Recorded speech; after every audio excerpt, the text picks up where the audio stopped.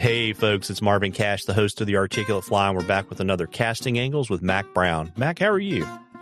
I'm doing great. How are you doing, Marvin? As always, just trying to stay out of trouble. And, it's kind of funny. I got to spend some time with you this weekend at your advanced line control class and had a good time. And it kind of gave us an idea for this week to talk about building a strong foundation and then how to vary off that. And it doesn't apply just to casting. It kind of applies to everything in fly fishing, right? Oh yeah. Yeah. I think that's a great topic. And kind of like when we're timber framing and talking about foundations and what's going to stand on top of that foundation and, what you can do with it. So I think that's going to be a good thing for the talk for the podcast tonight. Yeah, and I think so, kind of part of this too, folks, is what we try to do is we tend to have a tendency to try to remember a ton of different little itty bitty pieces of information and they're not really related. And, in casting, if you can kind of come up with a foundational casting stroke, then we can talk about doing all sorts of things off of that based on just varying, we were going back and forth. We started recording. We could talk about, power, path, and pause, but, basically, variations off of that. But if you don't have that core understanding, it makes it really hard to easily move to those variations. Right, Mac?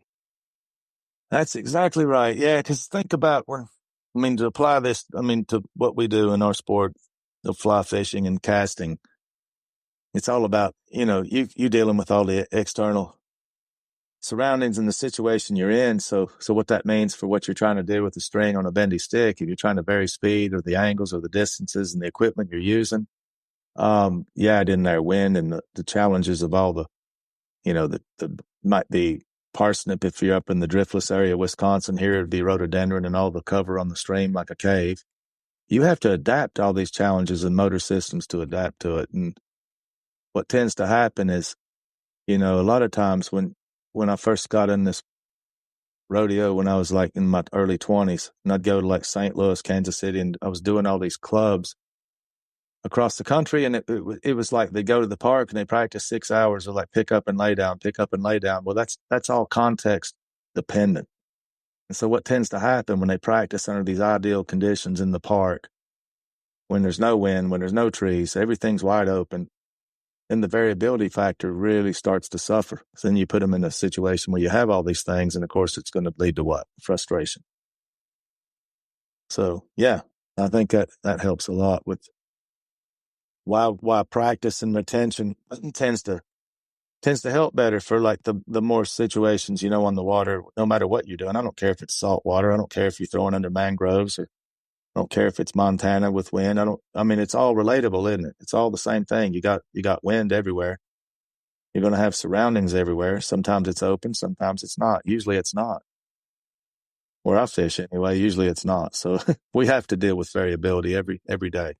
Yeah, and so if you kind of work through that, if you talk about, the foundational casting stroke, and Mac and I have worked on just the most basic, vertical forward and backward cast, and then you talk about varying, some of the 3 Ps, and that evolution as to what Mac is talking about is I'm in a fishing situation. You say, well, what am I trying to accomplish? And, you won't have the foundational stroke necessarily, but you'll know how to vary that stroke to achieve your fishing objective on the water. Mm-hmm.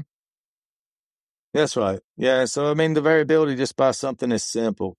That's what came up when you just said that. I just thought of something else. So many times in guiding over the last 40-something years, we say, Marvin, there's a tree in back. And you tell somebody that. And you just told them there's a tree in back. But if they've practiced at the park, back to that example, and they've done thousands of pickup and lay downs, and that's the way the myelination in their body wants to fire every time, what's going to happen? Then they're going to probably still throw, even though you told them, they're still going to throw it straight and back because that's what they know. So I would make the argument that even in casting stuff, that happens a lot where people have practiced something a lot to reproduce of really what I call context dependency. It's that's the context of all the situation they've practiced, and it leads to very little ability to adapt to the surroundings around them when that's the case. Because I always thought, what's going on? Did you not hear me? There's a tree in back. The tree's not moving, is it? So yeah, that used to happen a lot, and it used to really frustrate me in my 20s, 30s, and 40s because you just told the person, they still did it anyway. So then you ask yourself, well, what part of that did you miss about the tree, Marvin? Then you tell me what you missed. So you see what I mean by context dependent? Does that kind of resonate? Yeah, it does. And if you think about, like, if you take the foundational, let's take an example. So let's say you're in a situation on the water where you need to throw either a positive or a negative curve cast, right? Right. So you say, well, here's the foundational stroke. Well, I know I can throw a curve either by my power application, right, or by my rod path. And so then Right. you're on the water, to your point, like, hey, I've got this problem. You say, well, I know I can't do the foundational stroke that I've been practicing it, on the football field, but I do know That's that right. how to vary path or power, and I throw that curve cast. And that's really what we're talking about. And that's a way easier thing than for every possible context you have, memorizing exactly how to do it. Exactly. That's a great example. And then so the fun part of it really boils down to just the amount of creativity that variability can bring into your game, to where all these problems that people call problems early on become, old hat after a while, when they start to really appreciate the variability and why they're doing it. That's going to create a much more efficient angler for dealing with, changing conditions around them. Yeah. They're going to be able to adapt. They're going to be able to adapt this so quickly. It's just flawlessly, seamlessly adaptation, because they're able to do that. And a lot of people aren't. I mean, that's why I like this whole topic. I think it's a good topic for a podcast, just to talk about the necessity of having variability where it starts, and that's back in the grass area. It starts back not just on the water. That's part of the problem. Everybody wants to try to do it on the water. Well, a lot of these things are learned on the grass. You know what I mean? For those that are like new to a lot of those concepts, it's a whole lot easier to learn it on the grass, where you get confident in that ability.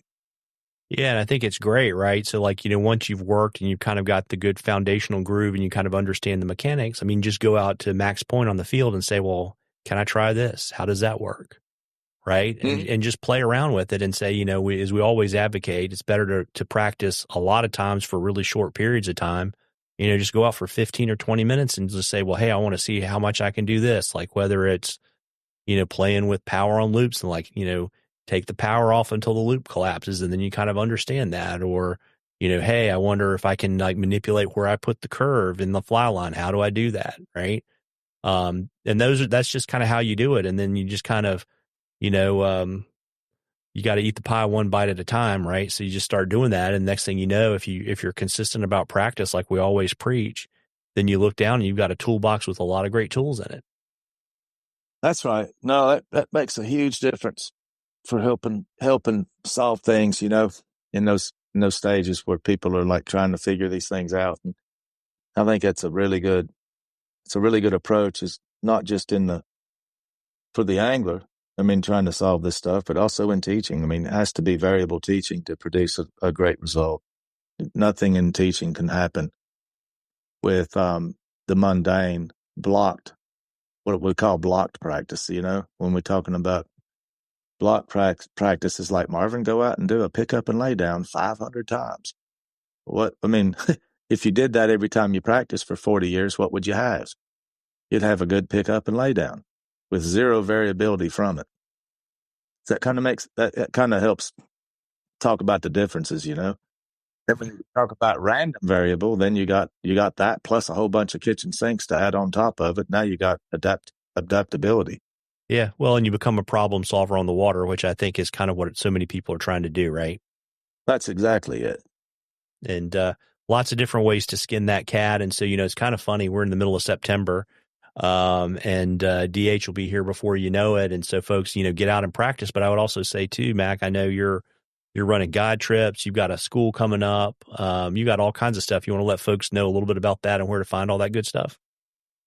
Yeah, that'd be great. It's the 15th to 19th. We've got a school here for that's the dates in October.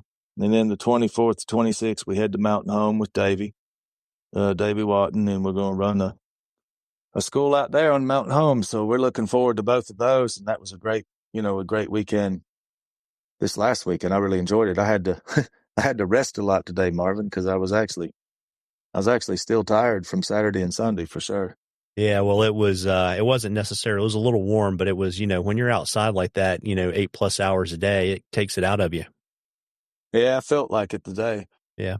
And so, remember, folks, that Mac really likes smoke signals and he likes email, but don't communicate with him on social media because you might not hear back from him for a while, right, Mac? That's right. Yeah, so that's the best way to get me, email or text. And I'll look at those. A lot of times I don't see stuff on the other very much. So that's great. Smoke signal works too. Yeah. Do you have a preferred color smoke signal? Well, you're a little bit far to see it from Charlotte, but if you were up at like in the national park, I can definitely see it. You're going to call like this is my yellow smoke, my purple smoke, or my green smoke. Yeah. No, that's it. But yeah, we're looking forward to those coming up, and I'm really looking forward to fall. I got to do a couple-hour walk a couple hours before we started the podcast. And I tell you, we're already seeing color. I mean, there's a lot of leaves already coming down up there that have, like that always happens, the early ones fall, but we're starting to see some color on a lot of the maples, and sycamore, poison ivy starting to turn yellow. You're starting to see a lot of color change right now. So I'm looking forward to the colors coming.